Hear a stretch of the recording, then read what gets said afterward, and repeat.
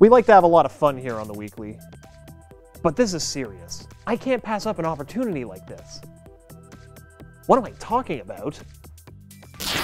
It's time for the Oscars! This week we're going to do something a little different. With the Academy Awards coming up on February 22nd, we've got everybody making their Oscar picks, and I'm no exception. So today, I present to you a special segment of The Weekly that I'm going to call Oscar Buzz, unless I can come up with something better.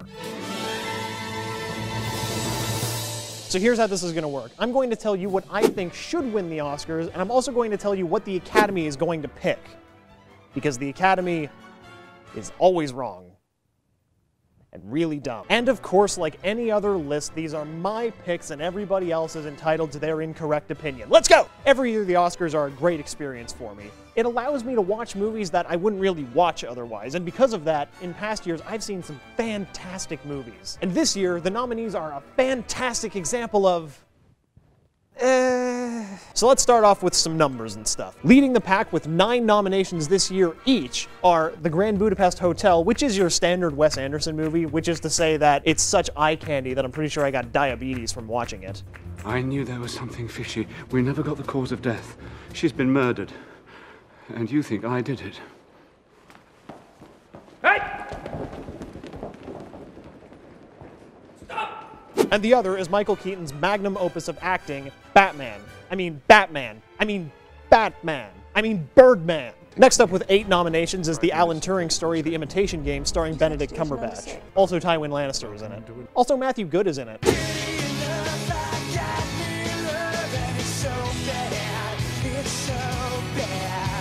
No, not that one, the Downton Abbey one. Thanks for the compliment. And coming in third with 6 nominations each are Boyhood, a movie which took 12 years to shoot, which coincidentally is the exact same amount of time it took to watch. Thank you. I'm here all week. Don't forget to tip your waitress. And the other is American Sniper. Incidentally, do you remember those sitcom episodes where the characters would take like a parenting class and they'd have to look over a bag of flour or an egg and then pretend that it's a child? Well, this movie does that, except we're supposed to believe that it's real. Look at this! Also, the rest of the movie is terrible. So we've got an idea of what's in store now, so let's take a look at some individual categories. For Best Original Song, we have Glory from Selma, a song which is played over the end credits. I'm Not Gonna Miss You from Glenn Campbell's I'll Be Me, a song from a music documentary, which is cheating. Lost Stars from Begin Again, an Adam Levine song that is sandwiched in before the end credits. Grateful from Beyond the Lights, a song that is played over the end credits. And Everything Is Awesome from the Lego Movie, a pop song that's used as a plot device to represent the monotony of everyday life, and in doing so, became a popular song in everyday life. Everything is awesome. Everything is cool when you're part of the team. But the Academy will probably pick Glory. Now the war is not over. Victory isn't won. So, animated features got Big Hero 6, How to Train Your Dragon 2, Song of the Sea, which I'm wondering if anyone's ever actually seen it, since I Can't find it anywhere. The Box Trolls, which is by the same people who gave us Coraline and Paranorman. The Tale of Princess Kaguya, the mandatory Studio Ghibli movie, and of course, the Lego Movie. I'm sorry? The Lego Movie's not nominated? Are they stupid? My pick goes to the Lego Movie. You screwed up, Academy. But if I had to predict, they'll probably give it to the Box Trolls.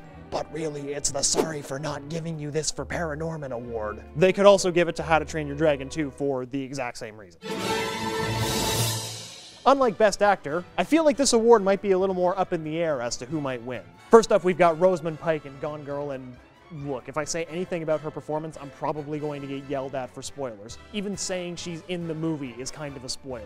I'll probably put up a spoiler warning just in case. Julianne Moore in Still Alice. Reese Witherspoon in Wild, in which her character goes on a 1,000-mile hike to heal herself from her ugly divorce and her substance abuse problems, instead of, you know, facing her problems. I mean, I understand. Realistically, we'd probably all do that, right? Marion Cotillard in 2 Days, One Night, and Felicity Jones in The Theory of Everything. My pick is going to Reese Witherspoon in that really long episode of The Amazing Race, but with more blood and slightly less screaming. But knowing my viewing habits, the Academy will probably pick Julianne Moore, because I haven't actually seen Still Alice, but everybody's saying that she's gonna win. And the 3 sites I Googled can't be wrong, right?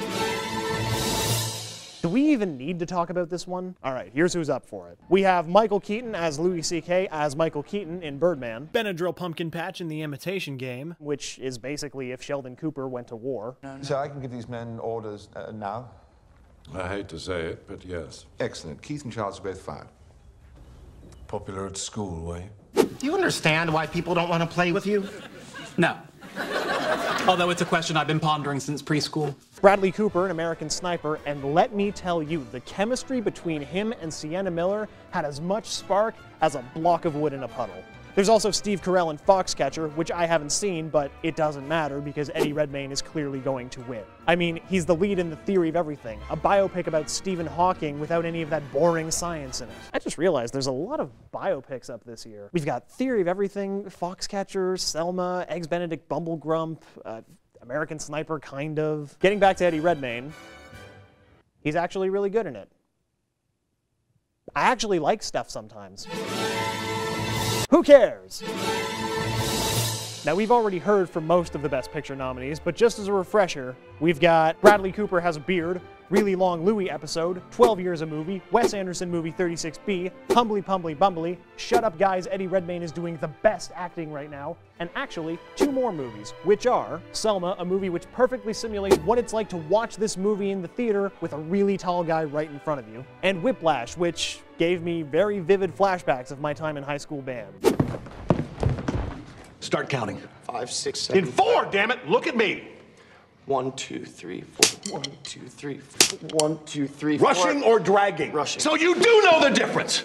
And the best part is, I'm only exaggerating a little bit. And now the moment which you've undoubtedly been waiting for. Who should win? To me, it's not even a question. It's got to be Whiplash. The writing is fantastic. It's one of the best movies I've seen this year. It always keeps you guessing about the true intentions of the characters. The cinematography is beautiful. The music is driving and upbeat, which is important when you're doing a movie about a musician. J.K. Simmons gives the performance of a lifetime.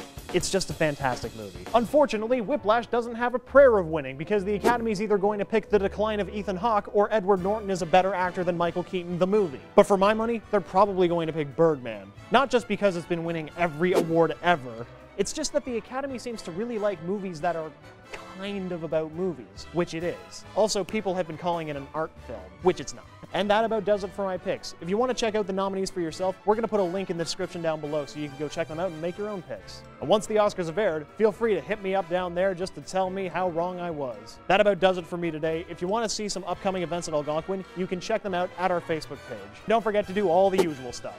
Unless you've already done it, in which case, keep up the good work. We'll be back in 2 weeks with more stuff. Unless nothing happens. Something will probably happen, though. Right? Yeah, probably.